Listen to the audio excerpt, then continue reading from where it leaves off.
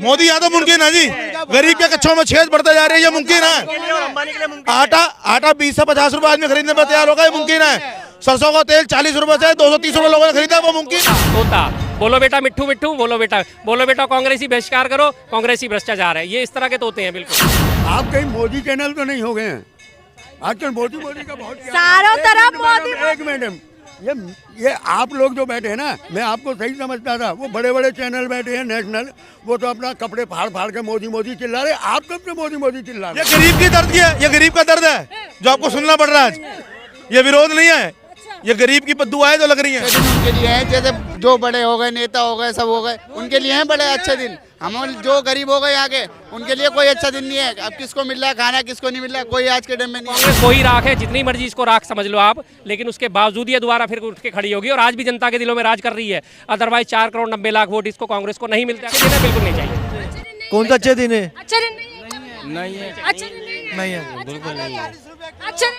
नहीं है मैडम, बिल्कुल भी नहीं है मैडम। बेरोजगारी है, 100% नहीं है। मंदिर बना दिया, कोई विकास नहीं हुआ। मंदिर का जगह स्कूल बना देता, कॉलेज बना देता, बार सिटी बना देता। सुनो, हिंदू मुसलमान का राजनीति बेकार है। सबका मालिक एक ही है, जितना इंसान है ना, सारे का मालिक एक ही है। इंसानियत नहीं है तो क्या जाति धर्म है? ताली बजा दो भाई इस बात के लिए, सबका मालिक है कि बीजेपी को मिले 4 करोड़ 81 लाख वोट 4 राज्यों में, कांग्रेस को मिले 4 करोड़ 90 लाख वोट मिल रहे हैं ना लगातार उसे। लेकिन लास्ट एंड फाइनल उसके बाद होता क्या, सब चेंज हो के सब बदल हो जाता है। रस्सी जल गए कांग्रेस वालों को, लेकिन आप वो नहीं। देखिए जी, वो रस्सी जल भी गई है, जलने के बावजूद भी अगर जलने की आप बात करते हैं तो मैं कांग्रेस के बारे में एक शब्द कहना चाहूँगा। कांग्रेस वो पक्षी है, हमारे उसमें हिंदू धर्म के माइथोलॉजी में अग्नि पक्षी का जिक्र आता है, और ग्रीस और साउथ अफ्रीका की माइथोलॉजी में आता है फिनिक्स पक्षी का जिक्र। तो कांग्रेस वो चीज़ है, वो फिनिक्स और उसके अग्नि पक्षी के बारे में एक आ जाता है कि वो जल के राख हो जाता है, और राख होने के बाद वो फिर खड़ा हो जाता है अपनी उसी राख से दोबारा वापस। तो कांग्रेस वही राख है, जितनी मर्जी इसको राख समझ लो आप, लेकिन उसके बावजूद ये दोबारा फिर उठ के खड़ी होगी और आज भी जनता के दिलों में राज कर रही है। अदरवाइज 4 करोड़ 90 लाख वोट इसको कांग्रेस को नहीं मिलते अगर कांग्रेस का इतना नहीं के बाद दूरबीन लेके ढूंढने से भी नहीं मिलेगा। अगर ये बात आपकी, मैं इस बात से आपकी सहमत हूं कि अगर विपक्ष नहीं जागा, आज भी बीजेपी का जो कोर वोटर है वो मात्र 39, 40, 42% है, बाकी 60% वोट अभी भी टोटल बट रहा है। उस 60% में से कांग्रेस को अगर 45% भी वोट अपने फेवर में मिल गया या सहयोगी दलों के साथ वो अपने में इसको अपने पे शामिल कराने में रही, तो बीजेपी का नामो निशान खत्म हो जाएगा। लेकिन ये लोग तो आपस में बट रहे हैं सर। यही नहीं, मैं इसी पे मैं अपील कर रहा हूँ, मैं तो एक आम जनता होकर भी अपील कर रहा हूँ, अगर सारे पार्टियों को अपना भविष्य देखना है तो भाई इकट्ठे हो जाओ। अदरवाइज हालत देख लो, बसपा का मायावती जी का उदाहरण देता हूँ, उनके ऊपर डंडा चला और उन्होंने सबसे पहले अपने दानिश अली को एक्सपेल कर दिया, जबकि दानिश अली ही पीड़ित था, गालियाँ उसी ने खाई और वही पार्टी से निकाला गया। सीधी सी बात है। तो जंग लगा हुआ मोबाइल बताते हैं, प्रताड़ित हो गया मैडम। जंग लगा हुआ मोबाइल आज भी काम करता है मैडम, आज भी काम करता है वो। मैं आपको अगले बार आना सैटरडे को, मैं आपको 15-15, 20-20 साल पुराने मोबाइल ला के दिखाऊंगा, आज भी काम कर रहे हैं मेरे पास और बढ़िया कर रहे हैं। ये स्मार्टफोन तो आज ये जेब से निकाला, गिरा और ये टूट गया, स्क्रीन टूट जाती है इसकी। इनका हालत सबका यही है। आज भी वो नोकिया 1100, 3300 सब मेरे पास सारे मौजूद पड़े हैं। कांग्रेस बिल्कुल अच्छे दिन नहीं जी रहे आप लोग। बिल्कुल अच्छे दिन नहीं है, अगर ऐसे अच्छे दिन है बिल्कुल नहीं चाहिए। कौन सा अच्छे दिन है? अच्छे दिन नहीं है, अच्छे दिन नहीं है, बिल्कुल नहीं है। अच्छे दिन नहीं है। अरे अच्छे दिन मैडम, बिल्कुल भी नहीं है मैडम। बेरोजगारी है, 100% नहीं है, बिल्कुल नहीं। अच्छा दिन नहीं है, अच्छा दिन महंगाई, बेरोजगारी, सर इतना कुछ हो रहा है। अच्छे दिन नहीं है भाई। हमारी तरफ से पूरे अच्छे दिन है। चोरों के अच्छे दिन है, भ्रष्टाचारियों के अच्छे दिन नहीं है, अपराधियों के अच्छे दिन है, देशद्रोहियों के अच्छे दिन नहीं आएंगे और कभी नहीं आएंगे। जब तक मोदी जी रहेंगे, देशद्रोही, अपराधी, आतंकवादियों के अच्छे दिन अच्छे दिन उनके लिए हैं। जैसे जो बड़े हो गए, नेता हो गए, सब हो गए, उनके लिए हैं बड़े अच्छे दिन। हम जो गरीब हो गए आगे, उनके लिए कोई अच्छा दिन नहीं है। अब किसको मिल रहा है खाना, किसको नहीं मिल रहा है, कोई आज के टाइम में नहीं है। पहले तो 2 रोटी मिल जाती थी, अब तो वो भी नहीं मिलती। मोदी यहाँ तो मुमकिन है जी, गरीब के कच्छों में छेद बढ़ते जा रहे हैं, ये मुमकिन है। आटा 20 से 50 रुपए आदमी खरीदने पर तैयार होगा, ये मुमकिन है। सरसों का तेल 40 रुपए से 230 रुपए लोगों ने खरीदा, वो मुमकिन है। पेट्रोल 70 का 130 रुपए 105 रुपए भरवा रहा है, वो मुमकिन है।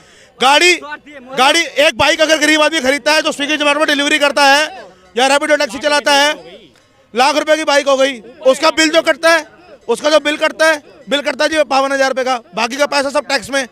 तेल भरवाएगा, तेल के अंदर सारा रोड पर चलने का टैक्स, गाड़ी लेगा तो गाड़ी में रोड टैक्स, उसके बाद रोड पर चलेगा फिर रोड का भी टैक्स। लेकिन चारों तरफ मोदी मोदी हो रहे हैं, मोदी और जादू छोड़ो चल मैडम, बाकी छोड़ो, बच्चा पैदा होगा, बच्चा हॉस्पिटल में पैदा होगा तो भी टैक्स देगा, और मरेगा कफन में, किसी को कफन भी चाहिए ना शमशान घाट में बनने के बाद, उस पर भी टैक्स। काफन का भी कहाँ टैक्स हो तो कह रहे हैं राशन दे रहे इसलिए हैं। कहते हैं मोदी है तो मुमकिन है। क्यों परेशान हो रहे हैं? क्या नाम सुनो, है? नाम बताओ पहले। मेरा नाम कौसर है। देखो, मंदिर बना दिया, कोई विकास नहीं हुआ। मंदिर का जगह स्कूल बना देता, कॉलेज बना देता, बार सिटी बना देता। सुनो, हिंदू मुसलमान का राजनीति बेकार है, सबका मालिक एक ही है, जितना इंसान है ना सारे का मालिक एक ही है। इंसानियत नहीं है तो क्या जाति धर्म है? ताली बजा दो भाई इस बात के लिए, कह रहे हैं सबका मालिक एक ही है। भाई सारा आप रखना चाहते हो? हाँ, एक बात मैं पूछ रहा हूँ आपसे, आप कहीं मोदी चैनल तो नहीं हो गए हैं?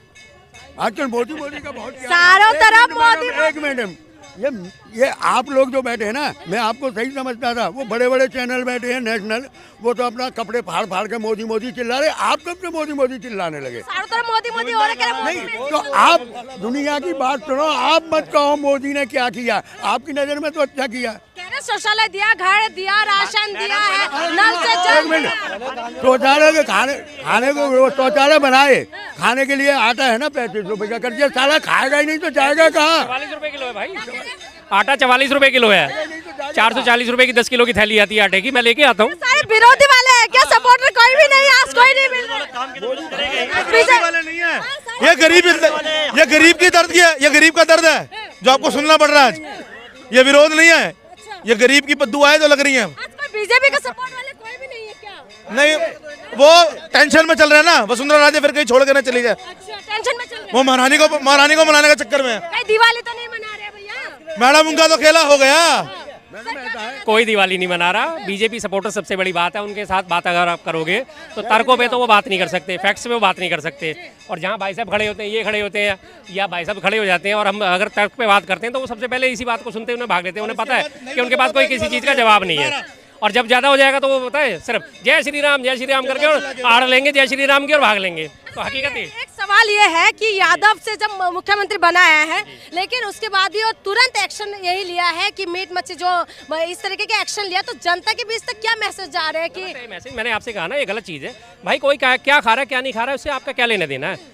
अगर आप बीजेपी के सपोर्टर हो, आपने बीजेपी ने आपको मुख्यमंत्री बना दिया, तो आप ये कंट्रोल करोगे कि कौन क्या खा रहा है। बीजेपी के मंत्री हैं किरण रिजिजू, बीफ खाते हैं और खुल के बोलते हैं कि मैं बीफ खाता हूँ, उनके ऊपर क्यों नहीं एक्शन लेते?